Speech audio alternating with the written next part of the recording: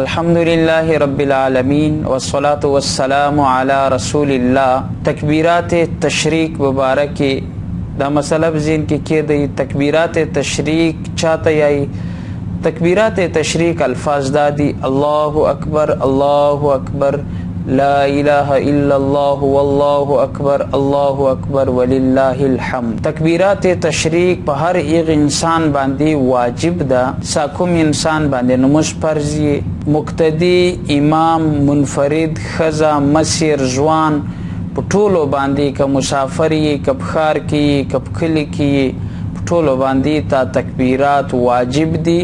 دا بیایی که چا نو ویل د واجب د پرېښودا په وجه باندې هغه انسان به ګناهګاره وي. تکبیرات تشریق وخت ذهن کې کېدی نم ذوالحجه 9 ذوالحجه یعنی د عرفات د ورځې تر اختر یوه ورځ مخته شروع کیږي. د اختر په څلرمه باندې تر مازدیګره پورې دا ویل کیږي. دا د سړو دپاره چې دوی کله سلام وګرځوي که په جمع باندې لمونځ کوي له جمع شاته په اواز بلند سره په زوره باندې یو واري ویل واجب دي. 3 واري ښه طریقه د سیسو کې ویایي. او د ښځو دپاره د موږ چې څومره خوندې مندې کورو کې کوم خزمونه موجود ده د هغو دپاره هغه به په کور د تکبیرات یایي. د هر نمانځه بعد دا 23 لمونځونه جوړیږي هغه بیا سوکه یایي. خوندو مندو دپاره کور کې چې کوم خزمونه یې د هغو دپاره تکبیرات تشریق یو وارې ویل د هغو دپاره واجب دي. د هر نمانځه بعد دا 4 ورځې خو هغه بیا په سوکه اواز سره یایي په ښایسته اواز سره به یایي. د هغو اواز به بل انسان نه اروي. دا ټوټلي چې تر اختر یوه ورځ مخته له سهار چې 9 ذوالحجه له سهاره چې ونیسه د اختر تر څلرمې پورې تر مازدیګره پورې دا ویل کیږي. دا ټوټل 23 لمونځونه جوړیږي.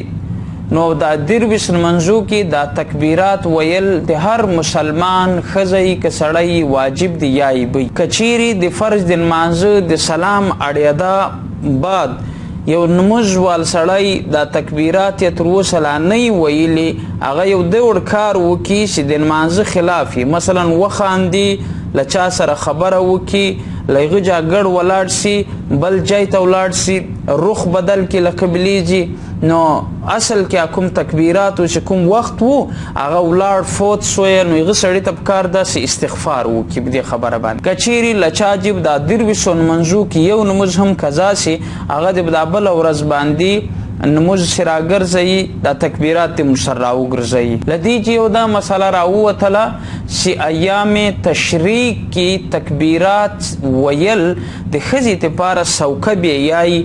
نو دا مسله راووتله چې د ښځې دپاره دا مبارک ټکي چې د الله نوم د پکې سوکه حکم ده د رسول الله صلی الله علیه وسلم.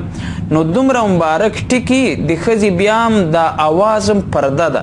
دا مسله جن راووتله چې دا ټکي دا په آهسته اواز سره د ویلو حکم ده.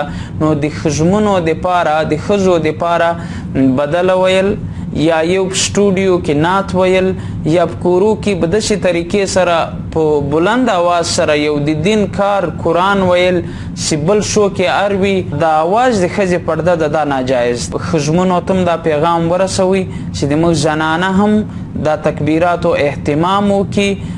د 9 ذوالحجې تر اختر یوه ورځ مخته له سهاره چې ونیسه د اختر تر 4مې ورځې تر مازدیګر پورې دا ویل کیږي. الله دې وکړي چې په دې خبره باندې عمل کولو توفیق رانصیب.